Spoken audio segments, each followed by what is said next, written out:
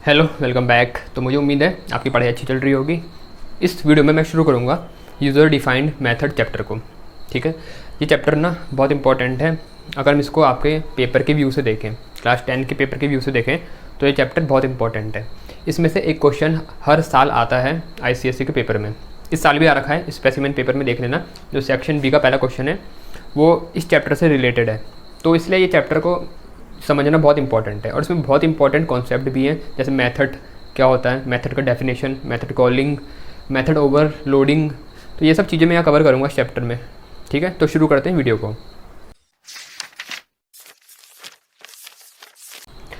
तो इस चैप्टर की अगर हम बात करें, इसको स्टार्ट करें, देखो जो इसका नाम है वो है यूज़र डिफाइंड मेथड। मतलब ऐसे मेथड जिनको यूज़र बनाता है उनको हम यहाँ कवर करेंगे। तो अब यहाँ पर कुछ चीज़ें होती हैं जो आपको समझनी है कि पहली बात तो मेथड क्या होता है, फिर यूज़र बनाता है, मतलब कुछ ऐसे मेथड जिनको हम बनाएंगे। यूज़र तो हम ही हुए ना, या प्रोग्रामर हो गया। तो मतलब अगर कुछ मेथड ऐसे हैं जिनको यूज़र बनाता है, तो कुछ ऐसे भी होंगे जो पहले से बने हुए हैं, बिल्कुल ऐसे होते हैं। उनको हम बोलते हैं इनबिल्ट मेथड्स। ठीक है, उनको हम इनबिल्ट मेथड्स बोलते हैं। और उनको हम सिस्टम डिफाइंड मेथड्स भी बोल सकते हैं। सिस्टम डिफाइंड मेथड्स, और इनको मैं लाइब्रेरी मेथड्स भी बोल सकता हूँ। इनबिल्ट मतलब पहले से बने हुए हैं, हमें इनका कोड लिखने की ज़रूरत नहीं है, इनको हम डायरेक्टली यूज़ कर सकते हैं। ठीक है, लाइब्रेरी मेथड्स भी इसलिए बोलते हैं क्योंकि ये जावा की लाइब्रेरी में रखे हुए हैं, पहले से बने हुए, जावा के डेवलपर ने पहले से बना रखे, हम इनका डायरेक्टली यूज़ कर सकते हैं। ठीक है, तो इसलिए हम इनको इनबिल्ट भी बोल सकते हैं, लाइब्रेरी मेथड्स भी बोल सकते हैं, और सिस्टम डिफाइंड मेथड्स भी बोल सकते हैं। तो आपको एक क्लियर आइडिया होना चाहिए कि कभी भी आपने सुन लिया लाइब्रेरी मेथड, तो उसका मतलब वही है कि जो पहले से बना हुआ है। इनबिल्ट मेथड वही मतलब है जो पहले से बने हुए हैं मेथड। अब जैसे क्या हमने इनका कभी यूज़ करा है, कुछ एग्जांपल आपको बताता हूँ। जैसे आप अभी स्ट्रिंग हैंडलिंग पढ़ोगे तो उसमें बहुत सारे मेथड आप पढ़ोगे, या आपने मैथ क्लास पढ़ी है जावा की, तो वहाँ पर बहुत सारे मेथड आपने यूज़ करे होंगे। जैसे math.sqrt, तो ये मेथड क्या करता था, स्क्वायर रूट निकालता था। अब इसका कोड क्या आपने लिखा है? नहीं, हमें तो पता ही नहीं इसका कोड क्या है। बस हम सीधा ऐसे लिखते हैं, और जिसका स्क्वायर रूट निकालना है उसको इसमें लिख देते हैं, ये ऑटोमेटिकली हमें स्क्वायर रूट दे देता है। अब ऐसे स्ट्रिंग हैंडलिंग की बात करूँ उस चैप्टर की, तो वहाँ पर बहुत मेथड हैं। जैसे टू लोअर केस, ये मेथड हमने कवर करा है। ऐसी है टू अपर केस। ठीक है, ऐसी बहुत सारे मेथड है, कॉन्केट मेथड है, इक्वल्स मेथड है, बहुत सारे। तो टू लोअर केस क्या करता था, जो भी अल्फ़ाबेट मैंने इसके अंदर दिया है, जो भी स्ट्रिंग दी है, उसको लोअर केस में चेंज कर देगा, सबको स्मॉल लेटर में बना देगा। लेकिन वो कैसे बना रहा है, उसका कोड क्या हमने लिखा है? नहीं, उसका कोड जावा के डेवलपर ने पहले से लिख करके बना रखा है। हम सीधा उसका यूज़ करते हैं, हम इसका यूज़ करते हैं। जो हम यूज़ करते हैं उसको हम बोलते हैं मेथड को कॉल करते हैं। ठीक है, वो वही आपको डिटेल में बताऊंगा आगे। तो हम मेथड को सीधा कॉल करते हैं, हमने उसकी डेफिनेशन नहीं लिखी है कि वो किस तरीके से बनाए। तो इसलिए ये वाले मेथड जिनको हमने डिफाइन नहीं किया होता है, जो पहले से बने हुए हैं, उनको हम बोलते हैं इनबिल्ट मेथड। याद रहेगा। अब आते हैं अपने चैप्टर पर। तो वो मेथड जिनको हम डिफ़ाइन करते हैं, जिसका कोड हम खुद लिखते हैं कि भैया ये मेथड ये काम करेगा, ठीक है, तो उस मेथड को हम बोलते हैं यूज़र डिफाइन, क्योंकि उसको हमने लिखा है, हमने डिफाइन किया है। ठीक है, तो इसलिए वो होगा यूज़र डिफाइन मेथड। अब यूज़र डिफाइंड मेथड में एक बात आपको याद रखनी है कि उसका जो कोड होगा वो हम लिखेंगे। ठीक है, तो हम ये कह सकते हैं कि जो यूज़र डिफाइंड मेथड होते हैं उनको यूज़र अपने यूज़ के लिए बनाता है। ठीक है ना, यूज़र खुद बनाता है। जैसे मेरे को कोई ज़रूरत पड़ी, मुझे 2 नंबर ऐड करने हैं, तो मैंने एक मेथड बना दिया। ठीक है, तो वो मैंने अपनी यूज़ के लिए बना रखा है कि भाई मेरे को ज़रूरत पड़ रही, मैंने एक मेथड बना दिया ऐड करके, उसका कोड मैंने खुद लिखा है। अब जब भी मेरे को ज़रूरत पड़ेगी मैं उसको कॉल कर लूँगा। ठीक है, अभी वो देखेंगे कॉल कैसे करते हैं। तो ये है, तो यूज़र डिफाइंड मेथड वो मेथड है जिन्हें यूज़र ने बनाया है अपने यूज़ के लिए। तो आगे बढ़ते हैं, देखते हैं इनका जो एडवांटेज है या इनका यूज़ क्या है, यूज़र डिफाइंड मेथड का यूज़ क्या है, हम इसका यूज़ करते क्यों है। तो सबसे पहला जो इसका सबसे इम्पॉर्टेंट पॉइंट है, पहला तो है कोड रीयूजेबिलिटी। ठीक है ना, ये याद रखना बहुत इंपॉर्टेंट है। तो पहला इसका यूज़ क्या है, कोड रीयूजेबिलिटी, मतलब मैं कोड को रीयूज़ कर सकता हूँ। इसका मतलब क्या हुआ, देखो मानो मुझे 2 नंबर ऐड करने हैं, तो मैंने कोई प्रोग्राम लिखा, एक क्लास बनाई। ठीक है, एक क्लास बनाई, इसके अंदर मैंने यहाँ कोड लिखा 2 नंबर को ऐड करने का। जो 2 नंबर थे वो क्या थे, 2 और 3। मैं चाहता हूँ इनको ऐड करने का, तो मैं नॉर्मल बात कर रहा हूँ, मैंने कोई मेथड नहीं बनाया, मैंने एक सीधा प्रोग्राम लिखा इन दोनों को ऐड करने का। इन दोनों को ऐड करेगा तो आंसर क्या आएगा 5, वो 5 प्रिंट कर रहा था, ठीक है। अब ये प्रोग्राम को मैं जितनी बार भी चलाऊँगा ना, ये हमेशा इन 2 नंबर को ऐड करेगा। अब ऐसे ही अगर मैं अपने प्रोग्राम में मान लो 50 नंबर को ऐड करना चाहता, 50 मतलब 2-2 के ग्रुप 50 बनाए मैंने, जैसे अभी 2 और 3 को ऐड किया, ऐसे चाहता हूँ 4 और 5 को ऐड करना, ऐसे चाहता हूँ 2, 1 को ऐड करना, ऐसे मेरे को 50 हैं नंबर 2-2 के ग्रुप, उनको ऐड करना है। तो अब इसके तरीके क्या क्या हो सकते हैं, और अभी मैं बता रहा हूँ हमें ज़रूरत क्यों पड़ती है मेथड की, तो वो इस एग्जांपल से मैं समझ में आएगा। तो एक तरीका तो ये है कि मैं क्या करूँ, अपना प्रोग्राम एक बार चलाया मैंने, उसे बंद करूँ। देखो जो मेरा प्रोग्राम है, मैंने मान लो यहाँ पर यूज़र से इनपुट में ले रहा हूँ 2 और 3 की वैल्यू, ठीक है। तो यूज़र ने इनपुट दी, एक बार चलाया, उसने 5 प्रिंट कर दिया, फिर प्रोग्राम को बंद करूँगा, दोबारा खोलूँगा, दोबारा यूज़र इनपुट देगा, फिर उसको प्रिंट करेगा वो, फिर प्रोग्राम बंद करूँगा, फिर दोबारा चलाऊँगा, तो ये तो बहुत बेकार काम हो गया, ठीक है ना। और मेरे को हर बार प्रोग्राम बंद करके बार बार चलाना पड़ रहा है। लेकिन मैं चाहता हूँ कि एक बारी में है, एक बार इसको ऐड करके दिखा दे, एक बार अगले वाले को, एक बार अगले वाले को, इस तरीके से कर दे। तो ये जो तरीका था हमारा प्रोग्राम बंद खोल करने वाला, ये तो गया, ये तो बेकार है। दूसरा तरीका ये हो सकता है कि एक वेरिएबल बना दिया मैंने इंट, एक वेरिएबल ए जैसे, उसमें नंबर ले लूँगा पहला वाला, फिर एक वेरिएबल दूसरा बना दिया बी और उसमें अगला नंबर ले लिया, फिर इन दोनों को ऐड करके प्रिंट करवा दिया। फिर तीसरा वेरिएबल लूँगा, उसमें अगले वाले को स्टोर करूँगा, फिर चौथा वेरिएबल लूँगा, उसमें अगले वाले को, फिर उन दो को प्रिंट करवा दिया। ऐसे ही मेरे को कितने वेरिएबल लेने पड़ेंगे, मेरे को ऐसे ही 100 वेरिएबल लेने पड़ेंगे। तो 100 वेरिएबल लूँगा तो पहले तो वेरिएबल इतने सारे बनाना, फिर याद रखना कि भाई कौन से वेरिएबल में कौन सी चीज़ आ रही, बहुत मुश्किल है, ठीक है ना। तो ऐसे में कोड को मैनेज करना बहुत मुश्किल हो जाता है, और उसको समझना कि कहीं कोई एरर आ गया मान लो, और उसको फिर ढूंढना तो बहुत मुश्किल हो जाता है ऐसे टाइम पे। तो ये वाला तरीका भी बहुत बेकार है, कोड भी बहुत गंदा सा लगेगा, जैसे सब कुछ एक ही जगह डाल दिया। तो इसलिए इन सब चीज़ों को सॉर्ट आउट करने के लिए या इसको अच्छा आसान बनाने के लिए हमारे यूज़ में आता है मेथड। मेथड में क्या करूँगा, मैं एक मेथड बना दूँगा ऐड करके, जैसे मैंने एक ऐड करके मेथड बना दिया। अभी बताऊँगा किस तरीके से बनाते हैं, बस मैं अभी समझा रहा हूँ कि इनका यूज़ हम क्यों करते हैं। एक मेथड बना दिया मैंने, इसमें मान लो मैंने 2 वेरिएबल ले रहा हूँ, ये सिर्फ ऊपर से आइडिया देने के लिए। एक मेथड बना दिया, इसमें मैंने लिख दिया जो भी मैं करवाना चाहता हूँ कि इन 2 को ऐड करो और प्रिंट कर दो, ठीक है। तो मैंने इसमें कोड लिख दिया अपने मेथड में कि भाई जो नंबर है उनको इसमें रखो 2 नंबर को और प्रिंट कर दो, ये तो हो गया। अब मेरे को क्या करना है, 50 बार ये काम करना है अलग अलग नंबर के साथ।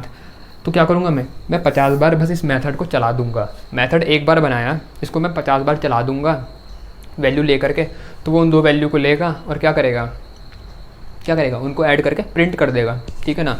तो मतलब मेरे को बार बार कोड नहीं लिखना पड़ रहा, जबकि पिछली बार मेरे को हर बार दोनों को ऐड करना पड़ रहा था, फिर दोनों का प्रिंट करने वाली लाइन बार बार लिखनी पड़ रही थी। तो यहाँ पर ये नहीं करना है, तो मेरा कोड बहुत अच्छा, मैनेजेबल और छोटा हो जाएगा, ठीक है। तो इस समय ऐसे टाइम पर हमें ज़रूरत पड़ती मेथड की, आ रहा ना बात समझ में, ठीक है। तो इसलिए हम करते हैं मेथड का यूज़ जब हमें कोड को रीयूज़ करना पड़ता है, कोड रीयूजेबिलिटी के लिए। जब मेरे को बार बार वही काम करना है तो हम ऐसा करते हैं, उसको एक मेथड में बना के डाल देते हैं जो भी काम मुझे करवाना है, और जितनी बार ज़रूरत पड़ रही तो मेथड को कॉल कर लो, ठीक है। अब वो कॉल कैसे करते हैं, बनाते कैसे मेथड को, अब वो सब हम कवर करेंगे। तो मेरे ख्याल से यहाँ तक तो ये समझ में आ चुका होगा। पहला जो पॉइंट है क्या, कोड रीयूजेबिलिटी, कि हम कोड को कैसे रीयूज़ कर सकते हैं मेथड की मदद से। दूसरे पॉइंट की बात करूँ जो इसमें है, इंक्रीजेस रीडेबिलिटी, ठीक है। अगर मैं मेथड की यूज़ करता हूँ, मेथड का मैंने प्रोग्राम में, तो प्रोग्राम की रीडेबिलिटी बढ़ जाती है, उसको रीड करना, उसको देख के समझना आसान रहता है। और क्या होता है, जो हमारा flow of program, flow of execution है, किस तरीके से प्रोग्राम एग्जीक्यूट हो रहा है, वो समझना भी आसान हो जाता है, ठीक है ना। तो इसलिए हम मेथड का यूज़ करते हैं, वो इंक्रीज़ कर देता है रीडेबिलिटी, और कोड रीयूजेबिलिटी फीचर भी हमें मिल जाता है। तो इसमें एक और पॉइंट लिख सकते हैं हम, they divide complex program, they divide complex program into manageable code blocks, ठीक है। छोटे छोटे कोड के टुकड़ों में हम अपने प्रोग्राम को डिवाइड कर सकते हैं, जिससे उसको मैनेज करना आसान होता है, ठीक है ना। और एक और आ सकता है इसमें, they help in understanding flow of program, ठीक है ना। मैंने समझा दिया आपको कि वो प्रोग्राम के फ्लो को किस तरीके से हमारा प्रोग्राम चल रहा है, किस तरीके से एग्जीक्यूट हो रहा है, उसको समझना आसान हो जाता है अगर हम मेथड का यूज़ करते हैं। और एक और बात, अभी मैंने बताया था कि अगर कोई एरर आ जाता है तो मैंने अगर मेथड का यूज़ नहीं किया है, जैसे अभी वो बता रहा था मैं नंबर को ऐड कर रहा हूँ, सारा एक साथ डाल दिया है कि कोड में, तो कहीं एरर आ गया, ढूंढना मुश्किल हो जाता है। लेकिन अगर मैंने मेथड का यूज़ किया है तो मेथड, जैसे मान लो मेरा ऐसा कोई प्रोग्राम है जिसमें बहुत सारे मेथड हैं, तो किसी एक मेथड में अगर कोई प्रॉब्लम आ रही तो मेरे को उतने पोर्शन को ही चेक करना पड़ेगा, मतलब मेरे को डिबगिंग बग ढूंढना आसान हो जाएगा, ठीक है। जबकि मेथड का यूज़ ना करें तो थोड़ा मुश्किल हो जाता है। तो they make debugging easier, they make debugging easier, ठीक है ना। तो ये सारे फीचर हैं हमारे यूज़र डिफाइंड मेथड को यूज़ करने के, उसके एडवांटेज कह लो आप, इनको नोट कर लेना। अब आगे हम देखेंगे मेथड डेफिनेशन, मेथड को डिफाइन किस तरीके से करते हैं।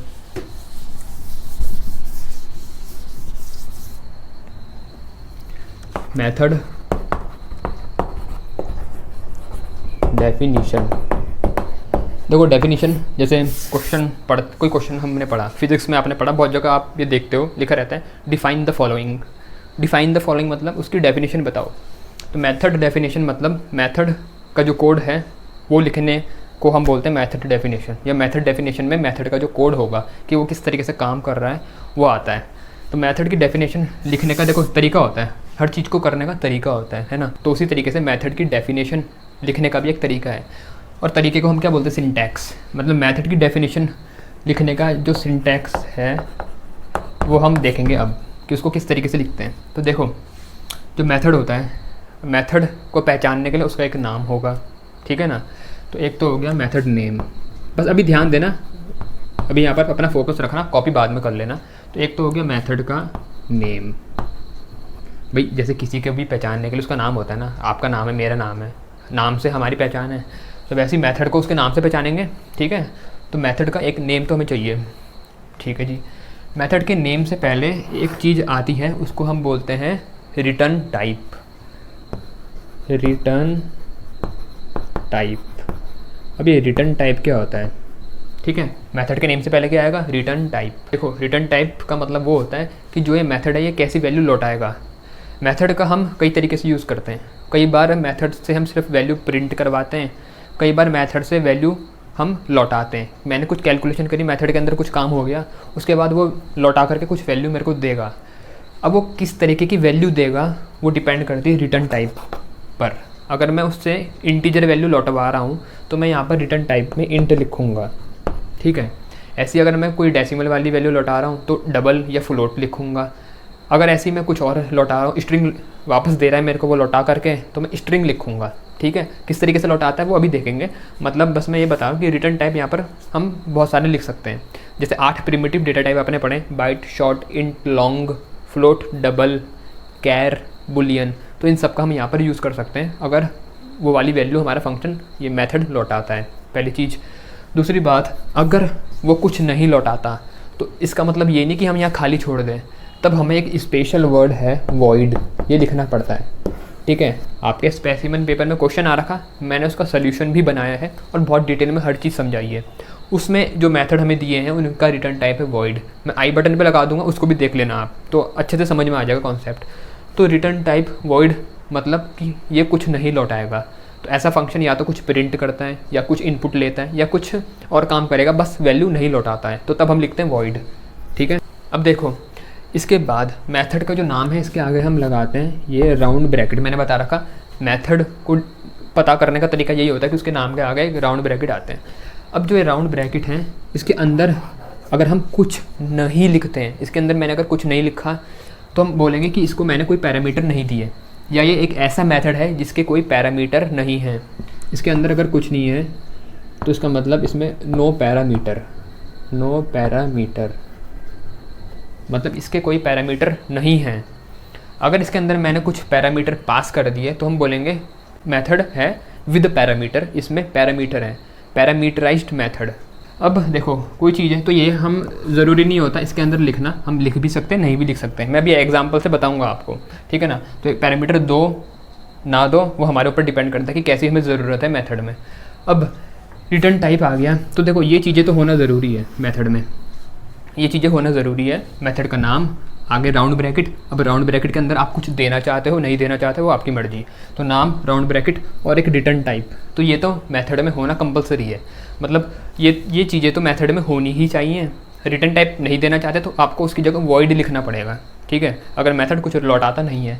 तो ये चीज़ें तो हैं जो हमारे मेथड में होनी चाहिए। अब एक ऐसी चीज़ है जो कंपलसरी नहीं है होना, मतलब आपकी चॉइस है, आप लिखना चाहो तो लिख लो, नहीं लिखना चाहते तो नहीं भी लिख सकते हो।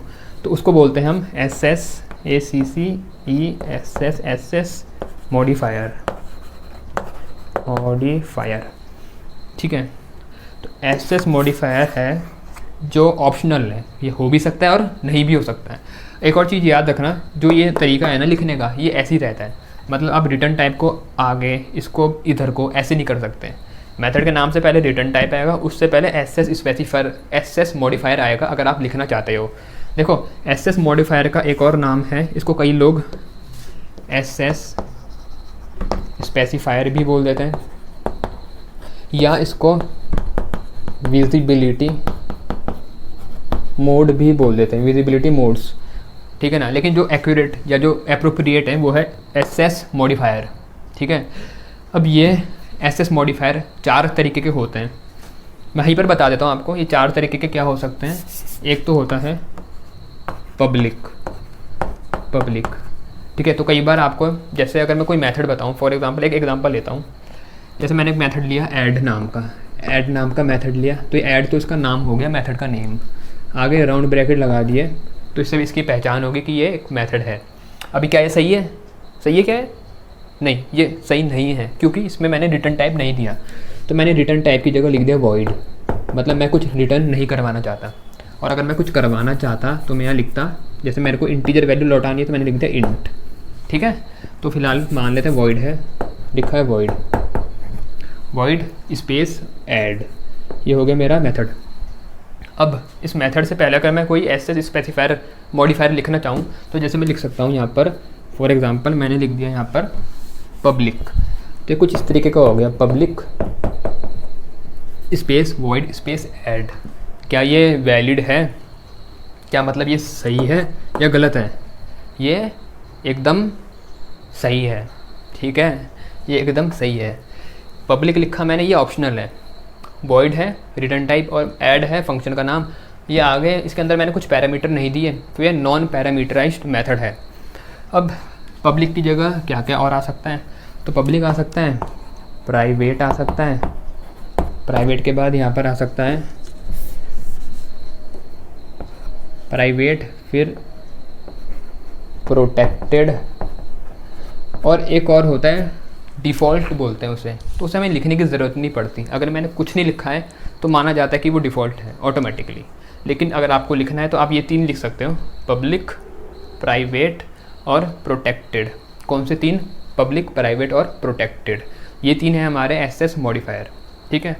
अब जो ये 3 है हमारे SS मॉडिफायर, ये आप पढ़ोगे इनकैप्सुलेशन चैप्टर में। मैंने वहाँ बता रखा कि तीनों का यूज़ किया होता है, मैं आई बटन पे लगा दूंगा वीडियो, देखना चाहते हो तो आप देख सकते हो। तो ये 3 हैं। अगर देखो मैंने ऐसे लिखा है वॉइड ऐड, ये मेथड मैंने ऐसे लिखा है वॉइड ऐड, इससे पीछे मैंने कोई भी SS मॉडिफायर नहीं लगाया, तो क्या ये सही है? मतलब ये सही होगा? इस तरीके का फंक्शन है कुछ वॉइड ऐड, और यहाँ पर कोई SS मॉडिफायर इसके पीछे नहीं है, ठीक है। ये बिल्कुल, हाँ बिल्कुल ठीक है, ये ठीक है। ये इसका रिटर्न टाइप हो गया, ये मेथड का नाम हो गया, ये इसके अंदर कोई पैरामीटर नहीं है और SS मॉडिफायर इसमें नहीं है, तो ऐसा हम कर सकते हैं, ठीक है जी। तो ये बिल्कुल ठीक है। अब अगर मैंने यहाँ पर जैसे इंट लिखा होता, इंट, तो मतलब ये एक इंटीजर वैल्यू लौटा करके देगा, तो कहीं ना कहीं जो मेरा ये है मेथड, इसके ख़त्म होने से पहले हमने यहाँ पर एक रिटर्न स्टेटमेंट का यूज़ करना पड़ता है। रिटर्न मतलब कौन सी वैल्यू देगा, तो रिटर्न करके आगे जो भी मैं वैल्यू लौटाना चाहता है इंटीजर वाली, वो मेरे को यहाँ लिखनी पड़ती, ठीक है। तो यहाँ पर जैसे कोई मेरे को वैल्यू लौटानी है इंटीजर, तो मैं वो लिखूँगा, या कोई वेरिएबल है जो जिसमें कोई इंटीजर वैल्यू है वो लौटाना चाहता हूँ, तो फॉर एग्जांपल एक वेरिएबल ए नाम का है जिसमें कोई इंटीजर वैल्यू है, तो मैंने रिटर्न ए कर दिया, तो वो उस वैल्यू को लौटाएगा। मतलब अभी ये हम सब देखेंगे, बस मैं बता रहा हूँ इस तरीके से होता है, ठीक है। तो इस तरीके से हम बनाएंगे अपने मेथड। अब एक बात यहाँ ध्यान दो, जो मेथड है ये इसको बोलते हैं मेथड की बॉडी। हर किसी में होता है, ओपनिंग कर्ली ब्रेसेस हैं और ये एंडिंग कर्ली ब्रेसेस हैं, तो इनके बीच में जो होता है पोर्शन, वो क्या होती है? मेथड की बॉडी। मतलब जो भी ये काम मेथड कर रहा होगा, जो भी इसका कोड होगा वो हम इसके अंदर लिखेंगे, ठीक है ना। जैसे रिटर्न स्टेटमेंट था तो इससे पहले कोड आएगा जो भी ये काम करेगा, उसके बाद फाइनली उसको लौटा करके दे देगा। अब देखो यहाँ पर ये तो हमने देख ली मेथड की डेफिनीशन। अब यहाँ पर दो बातें आती हैं बहुत इंपॉर्टेंट, एक है मेथड प्रोटोटाइप और एक मेथड सिग्नेचर। इसमें स्टूडेंट्स को बहुत कन्फ्यूजन रहती है मेथड प्रोटोटाइप और मेथड सिग्नेचर में, तो ये दो हम समझेंगे, मेथड प्रोटोटाइप और एक हो गया मेथड सिग्नेचर। ठीक है, इसको समझने से पहले एक मैं मेथड ले लेता हूँ एग्जाम्पल के तौर पे। तो मैंने लिखा एक पब्लिक इंट ऐड, या चलो वॉइड ले लिया, पब्लिक वॉइड ऐड ये है, इसके अंदर इसका कोड लिखा हुआ है। ठीक है, यहाँ पर कोड है पब्लिक वॉइड ऐड, ये मेरा मेथड है और उसके ये बॉडी ओपन है, यहाँ बॉडी क्लोज है, इसके अंदर यहाँ पर कोड लिखा हुआ है जो भी ये काम कर रहा होगा। अब अगर मैं मेथड प्रोटोटाइप की बात करूँ तो मेथड प्रोटोटाइप क्या होती है, the first line of method declaration is called method prototype. जो पहली लाइन है मेथड डिक्लेरेशन की, तो मैंने मेथड यहाँ पर करा डिक्लेयर। कैसे पता चला कि मैंने डिक्लेयर करा, क्योंकि मैंने यहाँ पर मेथड का नाम दिया है, रिटर्न टाइप दिया है, उसको एसएस मॉडिफायर दिया है, उसकी बॉडी ओपन करी क्लोज करी, इसके अंदर हमने कोड लिखा है। तो जब भी हम ऐसे तरीके से मेथड बनाते हैं, कोड लिखते हैं, उसको डिफाइन करते हैं, इसी को तो हम बोलते हैं मेथड डिक्लेरेशन। तो ये होगी मेथड की डिक्लेरेशन, जहाँ पर उसका पूरा कोड रहता है कि वो किस तरीके से काम कर रहा है। अब इसका जो प्रोटोटाइप होता है वो होती है इसकी पहली लाइन, तो ये वाली लाइन इसको हम बोलेंगे मेथड प्रोटोटाइप। तो अगर मैं इसकी बात करूँ तो इसका मेथड प्रोटोटाइप ये है पब्लिक वॉइड ऐड ये। भाई ये क्वेश्चन एक मार्क्स में भी आ सकता है, तुम्हें क्या पता मेथड का एक एग्जांपल दे दें पेपर में आईसीएससी में, फिर उसमें पूछें वो नीचे ऑप्शन दे देंगे कि इसमें से इनमें से फॉलोइंग में से बताओ कौन सा मेथड प्रोटोटाइप है, और 4 ऑप्शन दे देंगे, एक में ये लाइन दे दी, एक में ये 2 दे दिए आगे के, एक में कुछ और स्टेटमेंट दे दिया, एक में कुछ और दे दिया। तो तुम्हें ढूंढना होगा कि मेथड प्रोटोटाइप क्या है। तो ढूंढने का तरीका क्या है, जो मेथड की पहली लाइन है पूरी की पूरी लाइन को हम बोलते हैं मेथड प्रोटोटाइप। आ रही बात समझ में? ठीक है, तो एक बार मेरे साथ बोल लो, the first line of method declaration is called method prototype. ठीक है, अब इस मेथड प्रोटोटाइप को हम मेथड हेडर भी बोल देते हैं। तो याद रखना दोनों वर्ड, मेथड प्रोटोटाइप या मेथड हेडर, HEADER, दोनों चलते हैं। मेथड हेडर भी बोल सकते हैं, हेडर मतलब हेडिंग। ठीक है, तो मेथड का जो पहली लाइन है डिक्लेरेशन की, मेथड हेडर या मेथड प्रोटोटाइप। ठीक है, अब आते हैं मेथड सिग्नेचर पे। तो मेथड सिग्नेचर, सिग्नेचर क्या होता है, जैसे आपका सिग्नेचर है, मेरा सिग्नेचर है, सबका सिग्नेचर होता है। सिग्नेचर किसी को, हर एक का यूनिक होता है, उसको आइडेंटिफाई करने में मदद करता है। ठीक है, तो उसी तरीके से मेथड का जो सिग्नेचर होगा वो मेथड को हम यूनिकली आइडेंटिफाई कर पाएंगे उसकी मदद से। ये सिग्नेचर क्या होता है, तो किसी भी मेथड का सिग्नेचर मेथड का नाम और उसके पैरामीटर, ये 2 को मिला के बनता है। मतलब जब भी मैं मेथड सिग्नेचर की बात करूँ तो जो मेथड डिक्लेरेशन वाली लाइन है उसमें से सिर्फ हम मेथड का नाम और उसके पैरामीटर लिखेंगे। तो जैसे यहाँ पर एग्जांपल से समझते हैं, जैसे मेथड का नाम है ऐड, तो मेथड का name along with its parameter is called method signature. Name है ऐड, तो लिखा मैंने add, method name along with its parameter. तो पैरामीटर है क्या इस पर? नहीं है। तो अगर पैरामीटर नहीं है तो ये ऐसे आएगा, मतलब ठीक है, क्योंकि मेथड को खाली नाम से नहीं पहचाना जाता, मेथड के आगे ये राउंड ब्रैकेट भी आते हैं, ये तो पूरा मिला के मेथड बनता है। तो मेथड का नाम आगे लगाए राउंड ब्रैकेट। अब अगर कुछ पैरामीटर हैं तो वो इसके अंदर हम लिखेंगे, पैरामीटर नहीं है तो खाली छोड़ेंगे। तो ये हो गया मेरे मेथड का सिग्नेचर, मेथड का name along with its parameter. Parameter नहीं है तो कोई बात नहीं, ऐसा लगाएंगे, इस तरीके से लिखेंगे।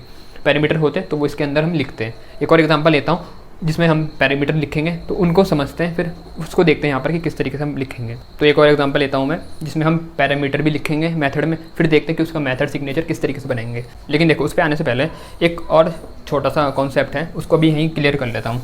ठीक है, तो वो ताकि कन्फ्यूजन ना क्रिएट हो आगे आपको। तो एक चीज़ हम देख लेते हैं यहाँ पर, मेथड को हम कितने तरीके से बना सकते हैं। ठीक है, मेथड किस किस तरीके के हो सकते हैं। तो पहला तरीका तो है method with,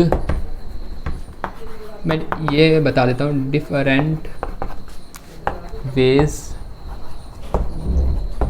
to create methods. ठीक है, different ways to create methods, अलग अलग तरीके मेथड को बनाने के क्या क्या हो सकते हैं। 4 तरीके होते हैं। Method with no return type and no parameter. ठीक है, एंड तक देखना, वीडियो को स्किप मत करना, क्योंकि मैं हर चीज़ को सीक्वेंस में बता रहा हूँ और हर चीज़ एक दूसरे से रिलेटेड है। ठीक है ना, तो इसको सीक्वेंस में देखते हुए चलना एंड तक, तभी समझ में आएगा। अगर थोड़ा सा भी स्किप करा तो मुश्किल हो जाएगी समझने में, तो पूरा एंड तक देखना वीडियो को। ठीक है, तो पहला तो हो गया मेथड को बनाने का तरीका, method with no return type and no parameter. दूसरा तरीका होता है method with return type but no parameter. ठीक है, तीसरा हो गया, देखो method with no return type and no parameter, ना रिटर्न टाइप होगा ना पैरामीटर होगा। ठीक है, अगला हो गया method with return type but no parameter, method में रिटर्न टाइप तो है लेकिन पैरामीटर नहीं है। तीसरा हो गया method with no return type but with parameter. ठीक है, method with no return type but with parameter. और फाइनली जो आखिरी वाला होगा, फोर्थ वाला, वो क्या होगा, method with return type, method with return type and parameters. अब देखो, ये याद करने की कोई ज़रूरत नहीं है, ये तुम किस तरीके से समझ के दिमाग में बिठा सकते हो। वो देखो, 2 चीज़ें हो गई मेथड बनाते वक्त, रिटर्न टाइप और एक हो गया पैरामीटर। ठीक है, रिटर्न टाइप और पैरामीटर। अब देखो, इसको याद करने का बहुत आसान तरीका है। क्या है, एक बार मान लो रिटर्न टाइप भी नहीं है, पैरामीटर भी नहीं है। ठीक है, एक बार रिटर्न टाइप हो गया लेकिन पैरामीटर नहीं है, एक बार रिटर्न टाइप नहीं है लेकिन पैरामीटर है, और एक बार क्या बोलते हैं, रिटर्न टाइप भी है और पैरामीटर भी है। मतलब इनके जितने भी हम पॉसिबल कॉम्बिनेशन टाइप के बना सकते हैं अरेंजमेंट, वो सब हो गए। एक बार दोनों हो सकते हैं, एक बार दोनों नहीं हो सकते हैं, एक बार एक हो गया, एक नहीं हुआ, एक बार एक नहीं हुआ तो अगला हो गया। तो ये 4 पॉसिबिलिटी हो रही हैं, तो ये चारों तरीके का हमारा मेथड हो सकता है। अरे बात समझ में बहुत इंपॉर्टेंट है। ठीक है, तो उसको बड़े ध्यान से देखना। अब देखो ज़रा, एक बार यहाँ पर भी देख लेते हैं, method with no return type and no parameter, तो दोनों नहीं होंगे इसमें।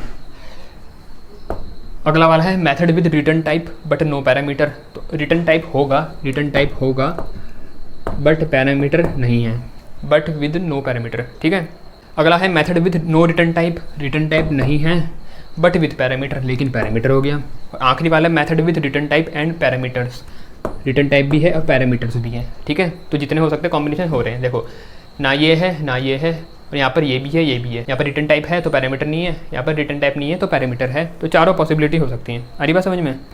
तो हम चारों को हम एग्जांपल से देखते हैं, किस तरीके से मैं जब कोडिंग के टाइम पे हम किस तरीके से मेथड बनाते हैं। इन चारों पॉसिबिलिटी को लेकर के मैं आपको समझाऊंगा। ठीक है, तो उनको देखते हैं अब। तो इतना पोर्शन कॉपी कर लो, मैं इसको रब कर रहा हूँ।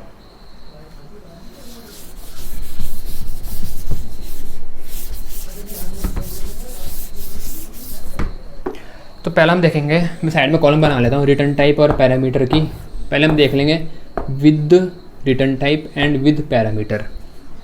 ठीक है, विद रिटर्न टाइप और विद पैरामीटर। फॉर एग्जांपल मैंने एक फंक्शन बनाया ऐड नाम का, तो ये नाम है उसका ऐड। ठीक है, जिसका नाम है। अब उसमें बोला है with return type and with parameter. तो भाई रिटर्न टाइप तो चलो यहाँ पर लिख दिया मैंने इंट। ठीक है, रिटर्न टाइप बोला है तो इंट हो गया, इंट ऐड ये हो गया, ये फंक्शन का नाम, ये मेथड का नाम। और क्या ये सही है? नहीं, यहाँ पर राउंड ब्रैकेट भी आएंगे। ठीक है, लेकिन यहाँ पर बोला है विद पैरामीटर, तो इसमें पैरामीटर भी लिखने पड़ेंगे। पैरामीटर देखो ये राउंड ब्रैकेट के अंदर लिखते हैं हम। तो पैरामीटर में क्या हो सकता है, पैरामीटर कितने भी हो सकते हैं पैरामीटर। ठीक है, कोई ऐसे लिमिट नहीं है। तो मैं 2 पैरामीटर ले लेता हूँ। मान लो ये 2 नंबर लेगा, तो जब कोई फंक्शन कोई चीज़ ले रहा होता है ना, तो उसके लिए हमें उस समय पैरामीटर बनाने पड़ते हैं। वो चीज़ पैरामीटर में आती है, किस तरीके से आएगी वो भी समझाऊंगा। ठीक है, लेकिन कभी कोई फंक्शन अगर कोई चीज़ ले रहा है पैरामीटर ले रहा है कोई, तो वो लेने के लिए हमें इसकी डेफिनेशन में भी पैरामीटर बनाने पड़ेंगे। तो मान लेते हो ये 2 नंबर ले रहा होगा, ऐड कर रहा 2 नंबर को, तो ये 2 नंबर लेगा एज अ पैरामीटर। तो इसलिए मेरे को 2 नंबर लेने के लिए 2 वेरिएबल पैरामीटर में बनाने पड़ेंगे, जिन्हें हम बोलते हैं पैरामीटर। तो एक इंट ए बना दिया, इंट बी। ये बताता है ए का डेटा टाइप इंट है, बी का डेटा टाइप इंट है। 2 वेरिएबल हो गए और मैंने इसके राउंड ब्रैकेट के अंदर दिए, तो हम इनको बोलेंगे इसके पैरामीटर हो गए। ठीक है, ये इसके पैरामीटर हैं। तो अब देखो पैरामीटर हो गए, रिटर्न टाइप इंट है, फंक्शन का मेथड का नाम हो गया, और ये हो गया, ये इसकी बॉडी होगी। अब यहाँ पर कोड होगा 2 नंबर को ऐड करने का, और आखिरी में क्या करेगा, जब भी रिटर्न टाइप हम देते हैं तो हमें फिर रिटर्न भी करवाना पड़ता है उस तरीके की वैल्यू। तो रिटर्न करवाएगा इंट टाइप की वैल्यू। अब जैसे मान लो अंदर 2 नंबर को ऐड किया और एक वेरिएबल था यहाँ पर इंट रिज़ल्ट करके, इस वेरिएबल में दोनों का एडिशन स्टोर हो रहा है, तो आखिरी में रिटर्न कर देगा इस रिज़ल्ट को। ठीक है, मतलब ये वेरिएबल बनाया मैंने इंट रिज़ल्ट यहाँ पर इस तरीके से, और रिज़ल्ट इक्वल टू ये होगा a प्लस बी मतलब ये a और b को ऐड करेगा, वो आंसर आ रहा है रिजल्ट में। लेकिन मैं इसको प्रिंट नहीं करवाना चाहता, मैं चाहता हूँ इस वैल्यू को ये फंक्शन बस ये ऐड करके लौटा दे। तो मैंने रिटर्न लिखा रिजल्ट। तो रिजल्ट में जो फाइनल इन दोनों का एडिशन आएगा वो इसको लौटा देगा, और बस उसको हम कहीं और स्टोर कर लेंगे बाद में। मतलब मैं बता रहा हूँ इस तरीके से हमारा बनता है function method with return type and with parameter. अब अगर मैं चाहूँ यहाँ पर क्या 1 पैरामीटर दे सकता हूँ या 3 दे सकता हूँ, ऐसा हो सकता है क्या? बिल्कुल हो सकता है। मैंने इंट ए दे दिया, तो ऐसा भी हो सकता है कि हम 1 पैरामीटर दें, कोई दिक्कत वाली बात नहीं है। लेकिन वो डिपेंड करता है फिर मैं क्या काम कर रहा हूँ। अब जैसे ऐड कर रहा हूँ तो 1 तो नहीं लूँगा ना, 2 तो लूँगा, 2 नंबर को ऐड कर रहा हूँ। पर मैं बता रहा हूँ मतलब इस तरीके से 1 पैरामीटर भी ले सकते हैं। क्या मैं ऐसा कर सकता हूँ कि मैंने एक यहाँ पर पैरामीटर, जैसे यहाँ एक इंटीजर टाइप का ले लिया और कोई किसी और टाइप का ले लिया, कोई मान लो यहाँ पर डबल टाइप का ले लिया, इस तरीके से डबल टाइप का कोई ले लिया, ऐसा कर सकते हैं क्या? बिल्कुल ऐसा कर सकते हैं। ठीक है, और जैसे यहाँ पर इसको डबल ऐड कर दिया तो क्या ये वैलिड है? डबल टाइप की वैल्यू लौटाएगा। ऐड इसका नाम है इंट ए डबल बी, और यहाँ पर क्या बोलते हैं, यहाँ पर जो वेरिएबल बनाया मैंने एक डबल बना दिया, डबल, और रिज़ल्ट को ये आखिरी में रिटर्न कर रहा है। तो ऐसा हो सकता है बिल्कुल, लेकिन बस ध्यान में ये देना है जो वैल्यू रिटर्न कर रहा होगा तो वो भी डबल होनी चाहिए। तो देखो वेरिएबल जो रिजल्ट वाला वेरिएबल है ये भी मैंने डबल बनाया है, तो वैल्यू जो रिटर्न करेगा वो डबल टाइप की करेगा। आ रहा समझ में? तो ये हमारा मेथड हो गया with return type and with parameter. अगर इसके आगे मैं पब्लिक प्राइवेट प्रोटेक्टेड लिखना चाहूँ तो लिख सकता हूँ, वो ऑप्शनल है, वो तो आपको पता है। ठीक है, तो हमने पहला देख लिया with return type and with parameter. अब अगला देखता हूँ, अगला कौन सा? Without return type but with parameter. इसमें कोई रिटर्न टाइप नहीं होगा लेकिन पैरामीटर होंगे। देखो फिर रिटर्न टाइप नहीं है तो मैंने मान लो वही है, ऐड नाम का है, ये हो गया फंक्शन का नाम, इसके आगे आता है राउंड ब्रैकेट, इतना मिनिमम इतना तो होना चाहिए, और पीछे रिटर्न टाइप लिखते हैं। लेकिन बोला रिटर्न टाइप नहीं है तो मैं लिखूँगा वॉइड, मतलब छोड़ नहीं सकता मैं। अगर रिटर्न टाइप नहीं है तो वॉइड लिखना पड़ेगा उसकी जगह। ऐसा नहीं कि आप उसको ऑप्शनल मान के हटा के बैठ गए, भैया ऐसा नहीं है। इसको ऑप्शनल माना ना तो अपने मार्क्स भी ऑप्शनल मान लेना फिर। ठीक है, तो ऐसा नहीं है, ठीक है ना, ये ऑप्शनल नहीं होता। अगर इसको भूल गए तो फिर ठीक है, तो इसको नहीं भूलना। तो अगर रिटर्न टाइप नहीं है तो हम क्या लिखेंगे वहाँ? वॉइड। ठीक है, तो वॉइड ऐड, रिटर्न टाइप नहीं है, फंक्शन का नाम हो गया, तो रिटर्न टाइप नहीं है, फंक्शन का नाम हो गया। फंक्शन के इसके अंदर बोला पैरामीटर चाहिए इसे, तो दे दिया मैंने कोई int a comma int b, तो ये स्पेस है, int space b space b, तो int a comma int b, 2 variable हो गए, 2 पैरामीटर हो गए। तो पैरामीटर आ चुके हैं, रिटर्न टाइप इसमें नहीं है, इसका नाम ऐड है, यहाँ पर इसकी बॉडी है। अब याद रखना जब भी हम वॉइड लिख देते हैं, पहले तो बताओ क्या वैलिड है, फंक्शन का नाम है, रिटर्न टाइप वॉइड हो गया, मतलब कुछ नहीं देगा लौटा करके, वो पैरामीटर हो गया, तो वैलिड है, बिल्कुल वैलिड है, बिल्कुल सही है। लेकिन याद रखना जब रिटर्न टाइप वॉइड हो जाता है ना, तो तब मैं यहाँ पर रिटर्न स्टेटमेंट का यूज़ नहीं कर सकता, तब मैं रिटर्न स्टेटमेंट का यूज़ नहीं कर सकता। क्यों नहीं कर सकता? कॉमन सी बात है, जब तुम कुछ उससे रिटर्न करवा नहीं रहे, तुमने यहाँ वॉइड लिख दिया, तो तुम नीचे रिटर्न कैसे करवा रहे? तो कॉमन सी बात है ना भाई, जब तुमने यहाँ पहले बोल दिया कि मैं इससे कुछ लौटाऊंगा नहीं, तो तुम नीचे लौटा कैसे रहे हो? या तो यहाँ पर तुम कुछ और लिखो, जो तुम वैल्यू लौटा रहे हो, इंटीजर लौटा रहे हो तो इंट लिखो, और अगर तुमने वॉइड लिख दिया तो फिर यहाँ तुम रिटर्न का यूज़ नहीं कर सकते। ये बात याद रहेगी, ठीक है। और एक और बात, चैनल को सब्सक्राइब और लाइक भी कर देना, ठीक है। तो बढ़ते हैं आगे। तो वही हमने देख लिया वाला without return type and with parameter, ठीक है ना, without return type and with parameter. और यहाँ पर देखो जो भी कोड होगा यहाँ पर इसका जो कोड होगा वो यहाँ पर हम लिख सकते हैं, मेथड की बॉडी है, इसके अंदर यहाँ पर इसका कोड आ जाएगा, ठीक है। अब यहाँ पर जैसे ये जो कोड है, यहाँ पर मैं अगर रिटर्न नहीं कर रहा तो मैं क्या कर सकता हूँ, तो मैं एक काम, मतलब इस मेथड में हम कुछ प्रिंट करवाना चाहे तो system dot out dot print ln हम प्रिंट करवा सकते हैं।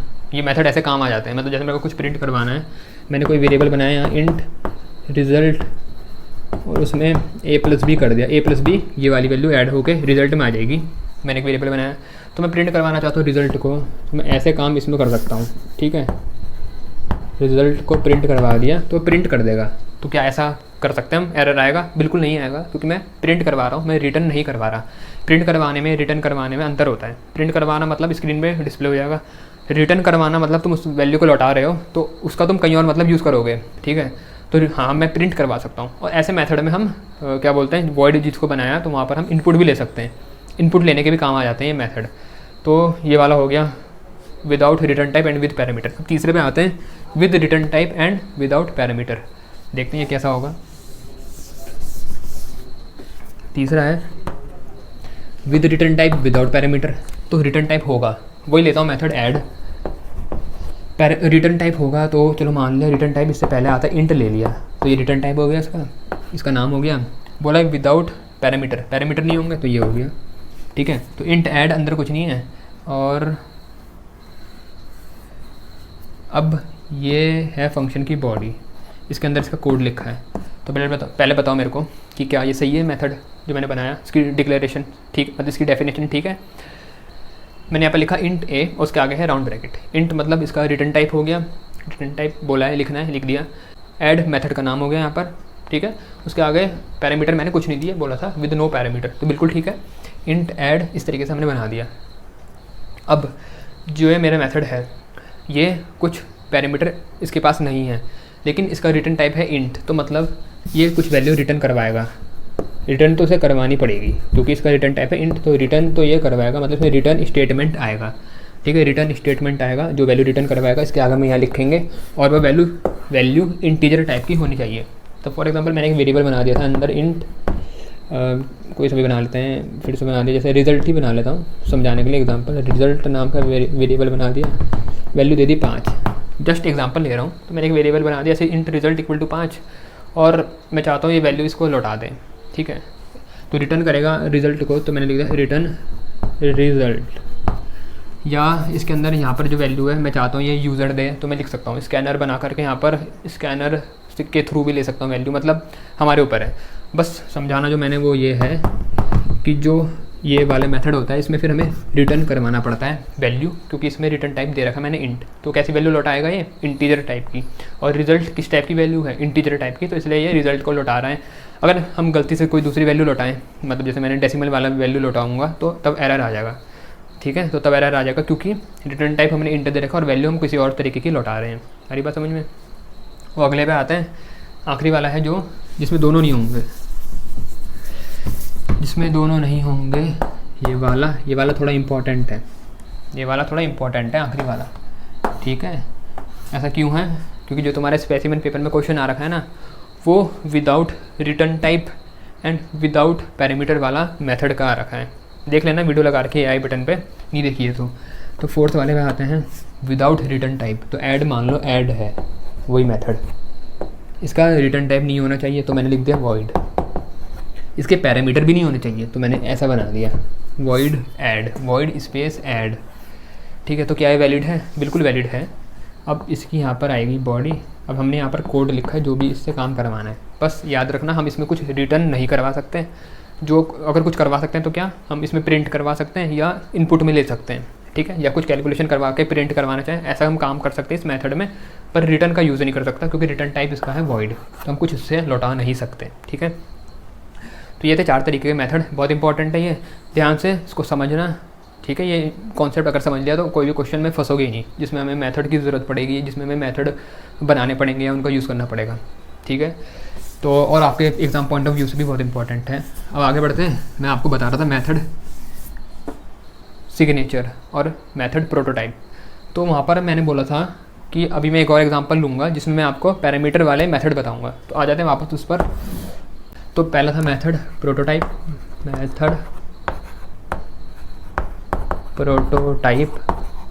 और अगला है method signature.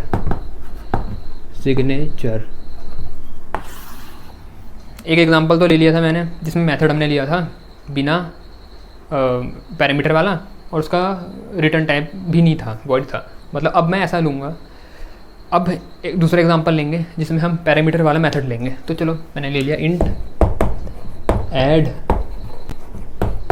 Int a comma int B, ये हो गया, ये इसकी बॉडी ओपन क्लोज, यहाँ कुछ कोड है, int add int a comma int B. पहले बताओ क्या ठीक बनाया मैंने, इसमें पैरामीटर है कि नहीं है? पैरामीटर है। इसका फंक्शन का नाम है, इसका एक रिटर्न टाइप है इंटीजर, ठीक है। मैंने अब बोला तुम्हें कि इसका प्रोटोटाइप क्या होगा, तो वो तो आंख बंद करके लिखना है, जो पहली लाइन होगी उसको लिख दो पूरा का पूरा। तो प्रोटोटाइप तो हो गया इंट ऐड, उसके बाद क्या है int a comma int B, ये तो इसका प्रोटोटाइप हो गया। इंट ऐड फिर int a comma int B, पहली लाइन होगी जो डिक्लेरेशन की, पहली लाइन होगी जो मेथड डेफिनेशन की। अब आता है मेथड सिग्नेचर पे। तो मेथड सिग्नेचर क्या होता है? Method name along with its parameter. तो मेथड का नाम क्या है? ऐड, नाम है ऐड। पैरामीटर क्या है इसके? Int a comma int b. तो ये हो गया इसके मेथड सिग्नेचर, मेथड का नाम और उसके पैरामीटर। आ रहा ना समझ में? ठीक है, तो इसको बोलते हैं हम मेथड सिग्नेचर। मेरे ख्याल से अब आपको अच्छे से समझ में आ चुका होगा मेथड प्रोटोटाइप और मेथड सिग्नेचर के बीच का डिफरेंस। समझ में आ गया तो लाइक कर देना और सब्सक्राइब भी कर। तो अब एक और एग्जांपल लेता हूँ, इसी में कुछ चेंज करता हूँ, फिर मुझे बताना मेथड का प्रोटोटाइप क्या होगा और मेथड का सिग्नेचर क्या होगा। मैंने लिख दिया यहाँ पर पब्लिक और मैंने यहाँ इंट ए कर दिया, ठीक है। पहले बताओ क्या है, सही है? पब्लिक है, यहाँ स्पेस है, इंट ऐड वो है और इसकी बॉडी है, ठीक है। इसका नाम है, इसका रिटर्न टाइप है और एक पीछे क्या है, ये एसएस मॉडिफायर, ये ऑप्शनल है, मैंने लिख दिया, ठीक है। अब मुझे प्रोटोटाइप और सिग्नेचर लिखना है, तो मेरे साथ साथ आप भी लिखना, ठीक है ना। या जहाँ बैठे हो तो अपने आप भी मन में गैस करना कि क्या होगा। तो चलो बताओ, अगर मैं सिग्नेचर प्रोटोटाइप की बात करूँ तो पहली लाइन होती है प्रोटोटाइप, तो लिख दिया पब्लिक, पूरी की पूरी कॉपी कर लेंगे, पब्लिक इंट स्पेस ऐड, उसके बाद क्या है इंट ए। तो ये पूरी लाइन पहली वाली पब्लिक इंट ऐड इंट ए, पब्लिक इंट ऐड इंट ए, ये तो हो गई हमारी क्या, मेथड का प्रोटोटाइप, ठीक है। अब अगर बात करें मेथड के सिग्नेचर की तो क्या होगा, मेथड का नाम along with its parameter. Method का नाम क्या है? Add, along with its parameter, parameter क्या है? इंट ए। तो बस ये इंट बी मिट जाएगा, बाकी ठीक है। तो ऐड इंट ए, ऐड हो गया मेथड का नाम, पैरामीटर हो गए ये वाला एक अकेला इंट ए, तो इंट ए आ गया, तो ये हो गया मेरा मेथड का सिग्नेचर। तो मुझे उम्मीद है अब समझ में आ चुका होगा प्रोटोटाइप और मेथड का सिग्नेचर क्या होता है। अगर कोई भी क्वेश्चन आ जाता है तो आप आराम से इसको सॉल्व कर सकोगे, इतना तो कॉन्फिडेंस आ चुका होगा। तो मुझे उम्मीद है यहाँ तक सारे कॉन्सेप्ट क्लियर हो चुके होंगे जो भी हमने वीडियो में कवर करा है यहाँ तक। अब जो इसके बचे हुए टॉपिक हैं आगे के, वो मैं अगली वीडियो में लेकर के आऊँगा, ठीक है। तो अगली वीडियो में मिलते हैं जल्दी, और वीडियो अच्छी लगी है वाली तो लाइक कर देना, सब्सक्राइब कर लेना। अगर कुछ डाउट है तो मुझसे आप कमेंट करके पूछ सकते हैं, ठीक है। वीडियो अच्छी लगी तो लाइक कर देना, सब्सक्राइब भी कर लेना, और दोस्तों के साथ या और जगह भी शेयर कर देना, ताकि बाकी बच्चे भी इससे फ़ायदा उठा पाएँ और मेरे को भी मोटिवेशन मिले कि भाई अगर ज़्यादा बच्चे देखेंगे तो मुझे भी अच्छा लगेगा और मुझे भी मोटिवेशन मिले और वीडियो बनाने का, ठीक है। तो इस वीडियो में इतना ही, जल्दी मिलता हूँ अगली वीडियो में। Thanks for watching.